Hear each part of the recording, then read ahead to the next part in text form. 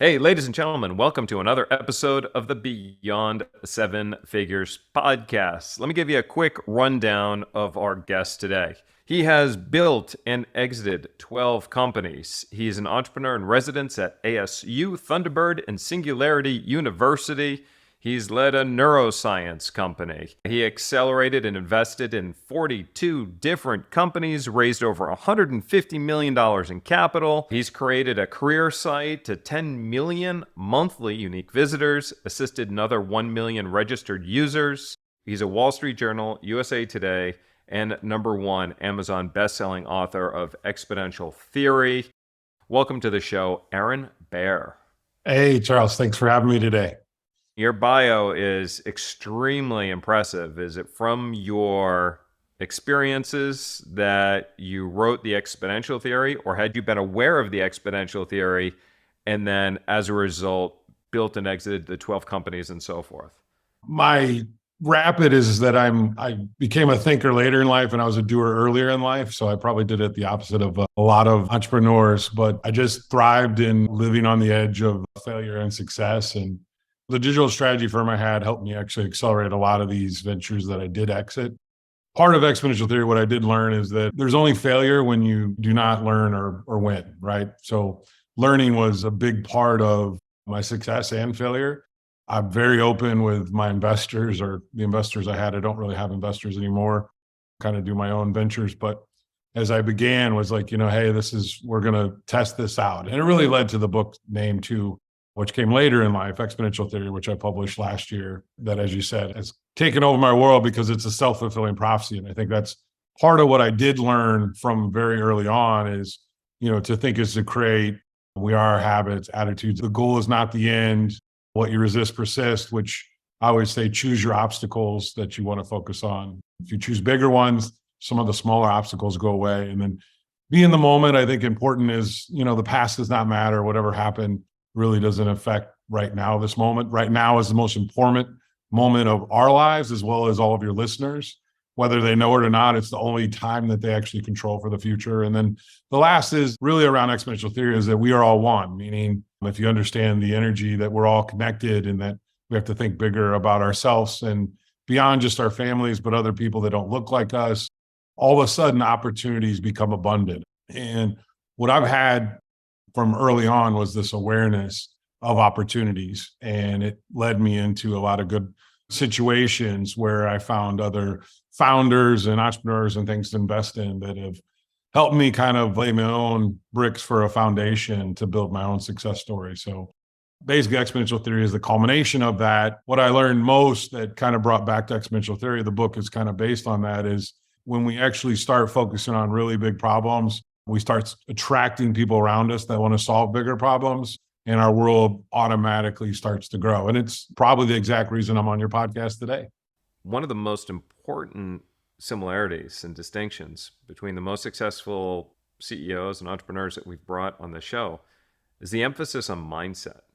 And when you talked about failure as an opportunity to learn over and over again, there's this bias towards action.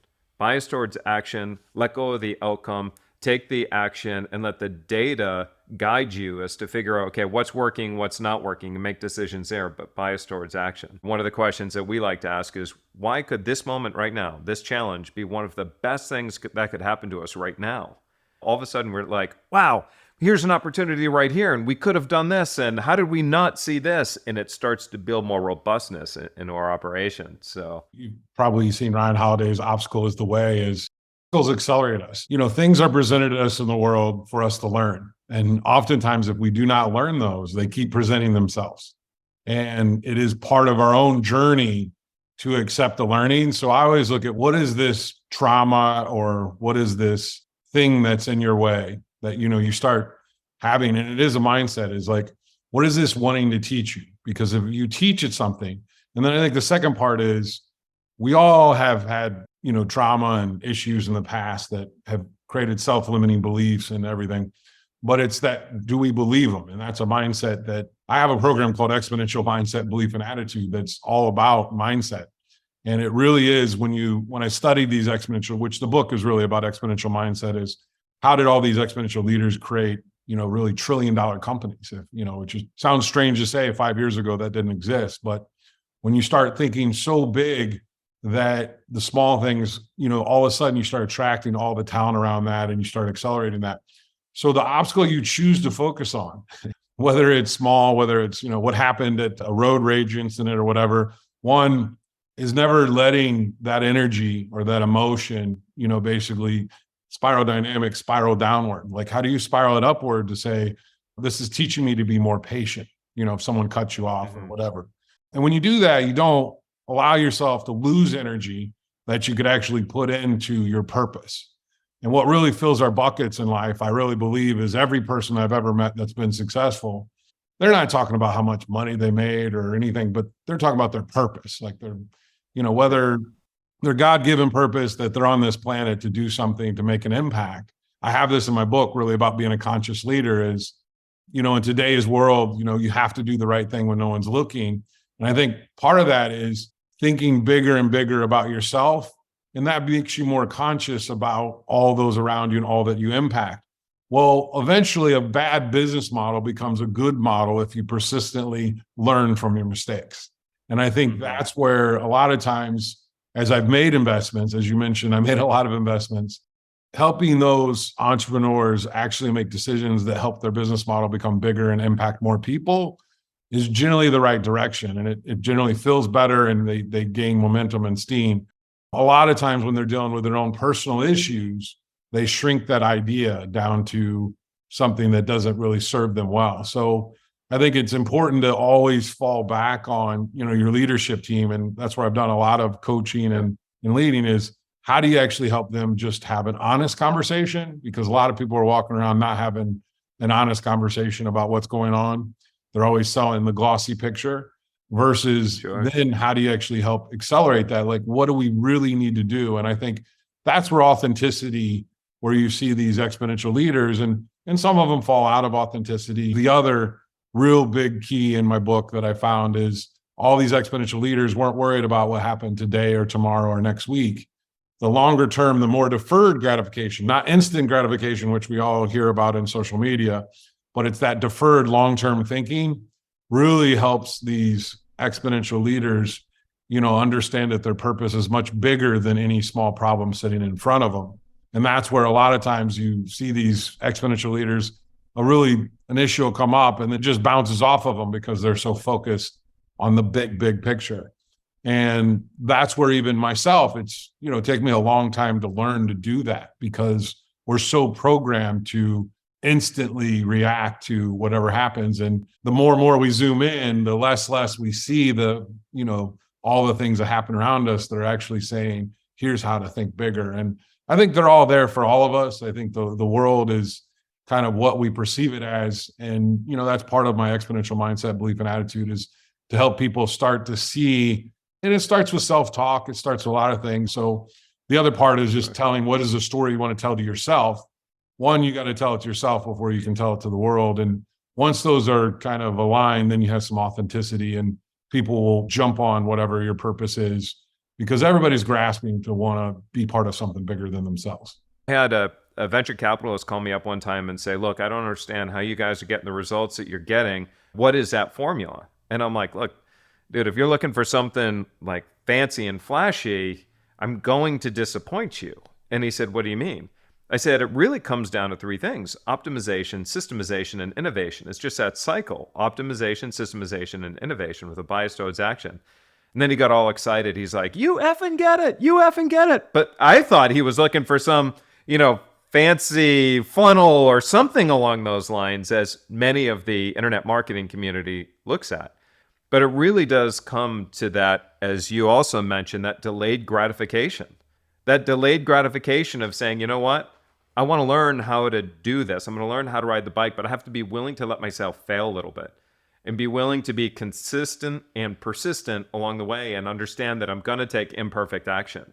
I think what you said, Charles, I'll pick back up on the optimize. That really is an internal process. And this is the other thing that I would hope that your listeners could gain from my ex-MBA and just the exponential mindset, belief, and attitude is it all happens internal. We think that everything, the external environment affects us. It only affects us if we let it. Part of your own ability to kind of innovate is to build that awareness that of the opportunities around you. But that really comes from a belief system and a mindset and an attitude towards yourself and the story you tell yourself of what your next chapter is. The goal is not the end. It's a journey. And I think when people are on a journey and they don't have like a destination, but they're like, we want to make the biggest impact, those are the companies that truly, truly grow exponentially. People that are kind of stuck a lot of times at a certain revenue level, which for a long time, I ran a $3 million digital strategy firm, and it was just me selling and everything. And it was the limitation of me and that digital strategy firm was just every year I did $3 million, 3 million, 3 million. And I'm like, how do I get over that? Some lessons, it takes repetition to learn them. I finally learned that and kind of all of a sudden started building all these other exponential companies, and really also then figuring out it's not the how to do something, which I was so important to like learn as much as I can, but it's who do I do it with? That helped me become much, much more exponential when I started finding other people that were much better at what I needed to get done and partner with them or really grow. And that's where I'd rather have a small piece of a pie of a very big pie and a lot of small pieces. And that's what I've created for myself from this mindset. But as you innovate and you start to kind of rewire, to see the frequency illusion of all the opportunities that are around you, I think it goes to what you said is automating is then that becomes a subconscious thing. You move it from your conscious mind that you're literally thinking, your prefrontal cortex, where your mind is making your decisions. You move it, start internal to your subconscious mind, where that automatically happens. Where now when I wake up and I see a piece of news or I run into someone at a coffee shop, the opportunities just are there, but I'm not thinking about them. They're literally coming to me because I've literally brought them into my subconscious. And you can do that one of two ways. You can do that through repetition, where eventually you learn it like I did, getting past the $3 million hurdle, or you can do it through emotional. You have an emotional experience and something that, emotionally like changes them because they see their relationships changing with everyone, or the fact that they are not immortal and that they cannot have the same behaviors. The emotional one and the repetition can help people really create 7-figure and beyond businesses, because when you're emotionally connected to the values, the vision, the mission that you want to create, other people are going to start emotionally connecting to that. And that's really, if we're all energy and you think about a company, it's, just getting a lot of people around that, you really just kind of grow that energy around that. And then to the last point of optimizing is you start to see the opportunities where you can do things better. When you want to impact the world. And Larry Page had a quote, I'll give you 2 real quotes here. Larry Page, he's in the book, who is the founder of Google. His really quote is, I don't want to really work with anybody that doesn't want to work on a company that wants to impact 1 billion people. That's my parameter for working with people now. So that's a very exponential limitation that if you're not thinking about impacting 1 billion people, then it's probably not a company he's going to invest in. And then Bill Gates has one that kind of goes to the long term is we often overestimate what we can do in 1 year, but we always underestimate what we can do in 10 years. And if you look at all these exponential leaders, no offense to venture capitalists and people that may be on this call to hear it, but if you're always looking for the 3-year return, you're not going to get in the exponential companies. Like if you're always talking about the exit, Charles, you've obviously talked to a lot of people that have grown businesses. Like if you have that vision change from people is to think about like the limiting thing is I want to exit for $100 million or whatever. That is a representative value of value. There's not a representative value of impact. And I think when venture capitalists, as we've seen the venture capitalists that are doing better, they're being impact investors to say, how do we actually change this in the world? And when you do that and you kind of have a little bit longer term vision, all of a sudden you start to see your returns go exponentially, where a lot of times we suffocate entrepreneurs and creative people by saying, hey, we need results this quarter, this week, this month. And if we allow people to actually have the creativity to like grow into a much bigger self and understand that happens through repetition or it happens through an emotional experience, that's where you see the ones that really work. It's like, oh, we were a family. Well, they're a family because they satisfied their emotional needs around this very big idea. And I think that's an important part that I see when I'm looking to investors is how do these people love the idea that they're working on? How committed are they? And then, really kind of enabling them to have a foundation. And that's what my ex-MBA is like, okay, if I can help you all think bigger about yourself, how much faster are you going to grow? And I think growth is more, you grow or die, you're either up or down. And I think growth is really internal. And I don't think that we need all this knowledge, Chat GPT and Google at our fingertips. It's the wisdom to know how to use that to help you accelerate whatever you're doing. So tools are tools, but in the end, it's really your programming, your subconscious that's running 95% of your day. So getting people back to the present moment to say, what can you create? And that's where I generally can take people back to when they were, 4 years old or 6 years old and they were a kid and you woke up and you're like, what can I create today? And that Yeah. feeling of being childlike is really where you see these people thrive the most. And, I have this thing called thrivability. It's an index, you come from survivability to thrivability. When you're thriving, you're not thinking about your success. You're thinking about the ecosystem success.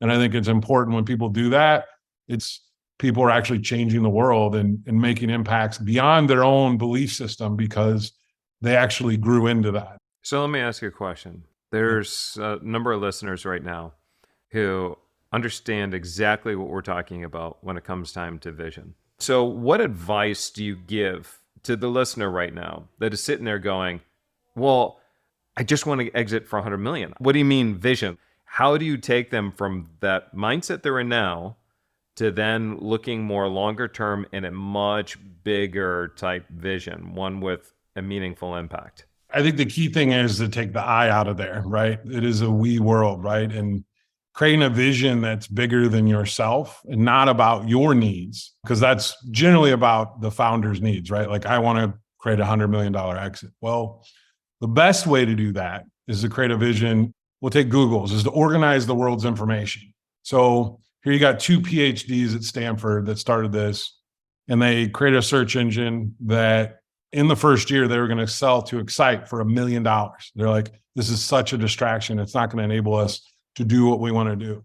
They stumble upon this PageRank, which is named after Larry Page and has a couple dual meanings, but they stumbled on this and started to create an advertising revenue in that. And obviously, as you know, Google's changed the world. Like, we use Google, and Larry Page has this thing he says is, I wanted to create some technology like a toothbrush. And what he meant is something that used more than once a day. And so most people use a toothbrush more than once a day. So what kind of technology could do? So as a data nerd coming out of Stanford and in a PhD program is like, well, I can never find anything. How do I organize the world's information? So what he galvanized is the smartest people in the world, not about him, not about being a $1 trillion company. None of that was even thought of. It was about the problem that they were solving. And then all these other data nerds, the most smartest PhDs in the world, are like, well, I want to solve that big problem. Let me join that company. And then all of a sudden, Google, out of any company in Silicon Valley, has then also helped create the ecosystem. As I spent a lot of time in Silicon Valley, people that landed at Google and adopted this mindset, then were able to find all these other companies in Silicon Valley after they exited, after they got their stock and exited and went on to other companies. And they're part of that ecosystem where if you look at any company in Silicon Valley, there's Google people. People worked at Google at one time and now work in those companies. And that's part of like how different ecosystems kind of grow. But Larry Page really is thinking much, much more exponential when he said, let's organize the world's information. And to that point in 2015, and this is the brilliance of self-awareness, of understanding how important it is to have a vision. When they started getting into robotics and home automation and all these things, it wasn't as much about organizing the world's information. So Google becomes Alphabet, and G is for Google, and then the alphabet is, we have enough money and thinking power within our bandwidth to basically solve all these different problems. So let's solve a little bit more. So they actually changed their massive transformative purpose of Alphabet and really grew into a much bigger, but that's how important it was. They literally reorganized their whole company at the height of their company, potentially to confuse the market. But now, how many other businesses has Google been in and how exponential are they? And that's, an important thing to think about is the goal is not the end. If the goal is just $100 million, all I can say is I know I have a lot of friends that have exited for $100 million and that are completely unhappy because now they don't have a purpose. So I think to all your listeners, it's like really the only thing that matters. And I know billionaires, I have coffee with billionaires here in Phoenix that are lost and would love to have the passion and purpose that many others have in the starting out. They always remember when they were in their journey and how exciting it was to have that passion and purpose. So if the exit is the strategy, It's a dangerous place to be. And Jim Carrey always says, I wish everyone could be rich and famous to know that it's not the answer to life, right? And yet we all think the grass is greener on the other side. But the reality is right now in this moment is the most important moment. So part of it is getting a mindset, a belief, and an attitude around this moment and around what you're thinking and what problems you want to solve and what are the obstacles you choose to get in your way so that you can accelerate that learning to be exponential. And that all came through a lot of failure and much, much more failure. I mean, you were mentioning all my successes. I probably have failed. I have some investors that despise me because I lost them money because they invested one time. I have others that lost money in 2 or 3 ventures and then made tenfold back, in the 4th venture. So it all goes to a longer term mindset with people that were patient with me. And the fact is failure is a good thing if you learn from it. It's not a good thing if you repeat it. So hopefully that helps some of your listeners kind of guide towards what exponential theory really is about. I spent some time with Tony Robbins, back in 2005. And when Tony and I spoke in Whistler, he said, big people have big problems. Little people have little problems. The biggest difference is that little people run away from their problems. Big people create big problems for themselves. Mother Teresa created a big problem to end hunger. The Dalai Lama created a big problem to bring peace. Elon Musk created a massive problem by saying he wants to colonize Mars. All these people are creating big problems for themselves. They don't develop this mindset of a smaller, person who is just running away from their problems, thinking that all problems at one point will go away because having no problems is a problem in and of itself. So, like you said, if you're not growing, you're dying. And it's that old Chinese proverbs, the trees grow stronger when the wind blows the hardest, right? So problems make us stronger. This is the Beyond Seven Figures podcast. What is your number one best piece of advice for our listeners right now who are wondering what needs to happen or what can I do to take my business beyond 7 figures? Yeah, I think it goes to a culmination of all the things we talked about, but it's really just being in this moment now. Get out of the past, get out of whatever's happened, and understand you have a blank page to create anything from this point forward. And whatever limiting belief you have on something that someone's put on you or some belief system that you've created or the self-talk, a lot of times we don't want to admit to the negative self-talk is we all have a yin and yang relationship to all this. We want to bump up against thinking bigger, and thinking bigger requires us to unattach and unlearn and reprogram our past. Because if we have not created big problems, as you just said, and I think it's a great observation, and we've been worried about smaller ones, one, we have to leave that baggage behind. And then it's like the future is if we have worries, anxieties, fears, doubts, and uncertainty about the future, I think the part again is just to be in this moment and understand that right now, none of that exists. And our mindset of what we want to create, whether, if we want to start solving bigger problems, that's the only thing I can say is, the one quote that I think gets picked up the most for me is when you focus on big things, big problems, you stop sweating the small stuff and it all just disappears. It actually just disappears. You find other people will pick those problems up. It's not the how, the who. And I think when you continue to elevate your game as a founder and an entrepreneur and a CEO, it's important just to understand what emotionally is going to drive you. Because at the end of the day, it doesn't matter where you're at in a company, you're going to be on a roller coaster and you need to control your emotions as much as possible to actually create the energy, and you got to think about it. Emotion drains your energy, but it can also feed your energy if you have the right emotion. And when it feeds it, that's when you see the exponential curve take off. And everybody that's ever been in part of something that's exponential literally can feel that. And literally your 18-hour days don't seem like it. And it's not to say we have to work 18-hour days. It's that people choose to work it. And I think that's the hardest thing for a lot of people is like, well, why would someone want to work 18 hours? It's because they're making an impact on the world. They see their purpose. They see what they're doing is making an impact. And I think the key for exponential leaders, in this longer term vision is to live in the future, but act now. And that's your bias for action that you talked about is having this vision for the future and understanding that you have to keep pushing that vision forward. Being in the moment is I think the most important thing that And that goes to listening to the people around you and really growing with whatever comes at you. And when you become more aware, like more opportunities come, and everything is within you right now. There's nothing you don't have anything you don't need, if that makes sense.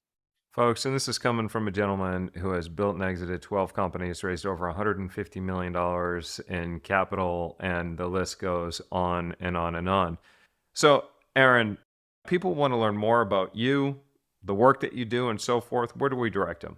Yeah, aaronbear.com, aaronbare.com. And, I'm on Instagram, Facebook, all the different social media platforms. And then my XMBA program is xmba.io. All that, my universe is growing exponentially, and it's part of this message out there. I know this will attract some of your listeners that, may be working with you on strategies, but really, how do you actually build that mindset to really take a hold of those strategies in the best way?